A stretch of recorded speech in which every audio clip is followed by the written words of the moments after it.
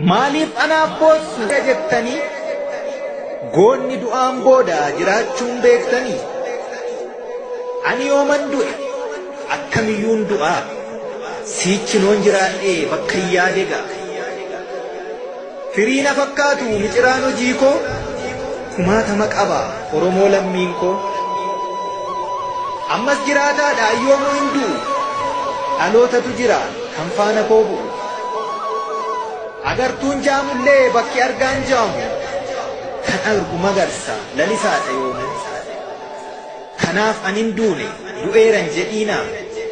imimmaan buuftanii tasanaan booyina du'e maaliif jettu goonni akkamiin du'aa anoo waan karoorse siichin galmaan ga'a seenaan isaa siidaadha goonni yoomuun du'u dhalootatu jira kan bakka isaa bu'u kanaaf jiraataadha hin duune tasuma lafeen ijaareera riqaa bilisummaa kiyyas dabaladha ba'aa wal gargaara amna anee gale xiiqiidhaan xumura hin duune narrafe anammayyuu jira xiqquman boqodha cahaanaaf ijaara hin boqodhe malee ani yoomuu hin du'u miciraan kaaheera kan bakka koo bu'u kan duute naan jettu maal of nagartu jirta miti ati faana kiyya buutee kan guca koo dhaalu dhiigni kiyya cobe lafeen kiyya cabe siitiin magarseera siidaan jimne dhaabee siitiin magarseera siidaan jimne dhaabee an kanaafan jira baraanuu hin du'u situ biqileera kan bakka koo bu'u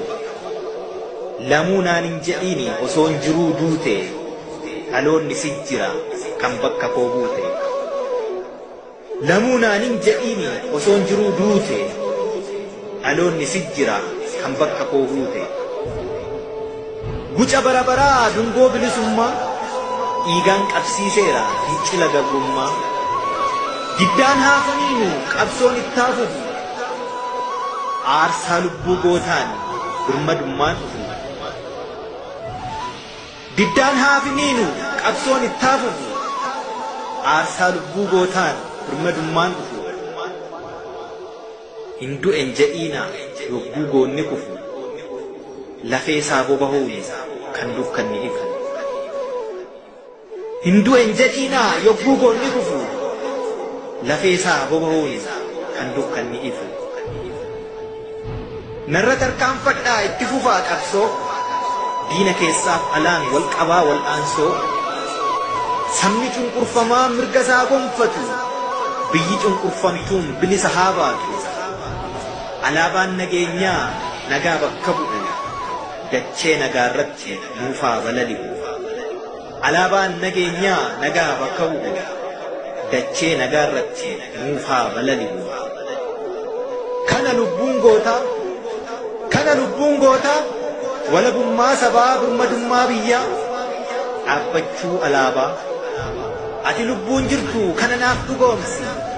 siidaa kiyya dhaabi jiraachuu koo ibsi ati lubbuun jirtu kana naaf dhugoomsi siidaa kiyya dhaabi jiraachuu koo ibsi